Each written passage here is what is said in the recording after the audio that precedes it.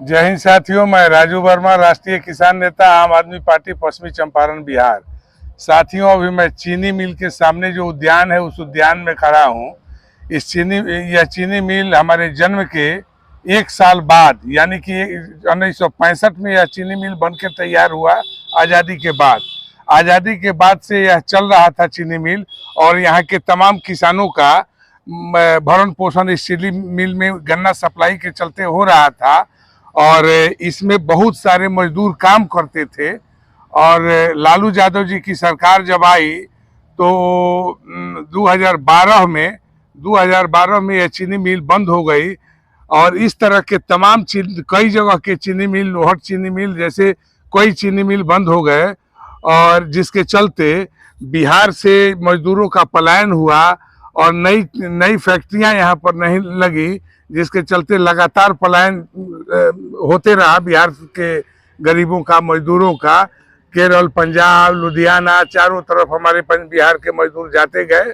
और बिहार में जो लघु उद्योग थे, चीनी मिल, जूट उद्योग जो था, वो सब बंद होते गया लालू यादव के शासन में।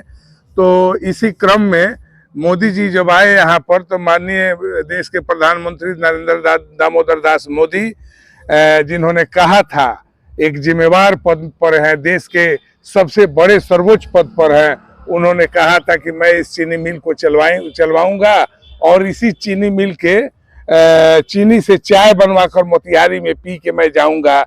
तो देश के प्रधानमंत्री का जबान जो है, उनके जबान से तमाम तरह के अल्फाज निकले जो आज तक सरजमी पे पूरे नहीं हुए। और एक प्रधानमंत्री का जबान इस पीपल के पत्ते की तरह अगर हिल रहा है तो आम लोगों की स्थिति क्या होनी चाहिए। मोदी जी कहे थे फसल का लाभकारी दोहरा कीमत देंगे और स्वामीनाथन रिपोर्ट लागू करेंगे। ना ही स्वामीनाथन रिपोर्ट लागू हुआ, ना ही फसल का लाभकारी दाम मिला।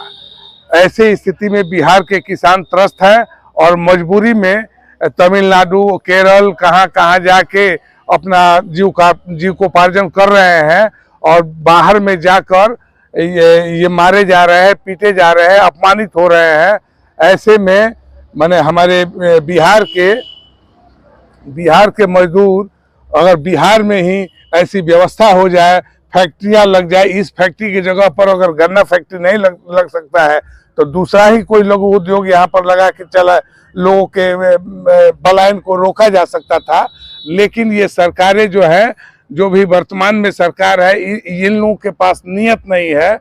इसीलिए मैं बिहार के लोगों को इस वीडियो के माध्यम से संदेश देता हूं कि ये जिनको आप नेता मानते हैं, ये लोग नेता नहीं है। और जब तक सही लोगों के हाथ में आप नेतृत्व नहीं दीजिएगा, तब तक बिहार नहीं बदलेगा।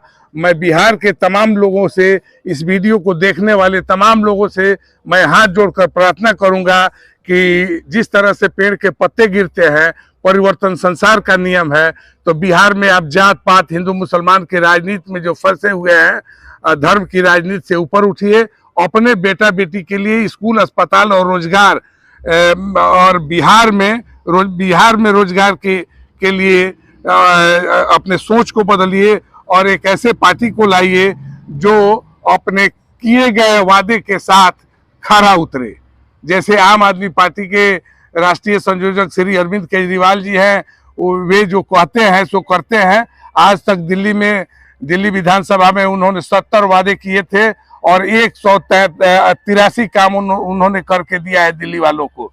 तो मैं चाहता हूं कि वैसे लोग बिहार की राजनीति में जब आएंगे, जिनके जीवन में ईमानदारी होगी, सच्चाई होगी, कर्मठता होगी, कुछ कर गुजरने की तमन्ना होगी, वैसे लोगों के हाथ में बिहार जब जाएगा तभी बिहार बदलेगा और बिहार का सारा व्यवस्था बदलेगा। सत्ता तो आती जाती है, लेकिन व्यवस्था नहीं बदल पाती है। बिहार का सबसे बड़ा दर्द ये है। तमाम सरकारों को बिहार के लोगों ने 75 सालों में बदला, लेकिन व्यवस्था वहीं की वहीं रह गई, कोई व्यवस्था में बदलाव नहीं हुआ। तो मैं बिहार के लोगों से इस वीडियो के माध्यम से हाथ जोड़कर प्रार्थना करता हूं कि आप मुझे बिहार दो, मैं आपको स्कूल अस्पताल दूंगा। आप मुझे बिहार दो, मैं आपको बिहार में रोजगार दूंगा। आप मुझे बिहार दो, मैं आपको फ्री दवाई, फ्री पढ़ाई दूंगा। आप मुझे बिहार दो, मैं आपको मौलिक अधिकार दूंगा।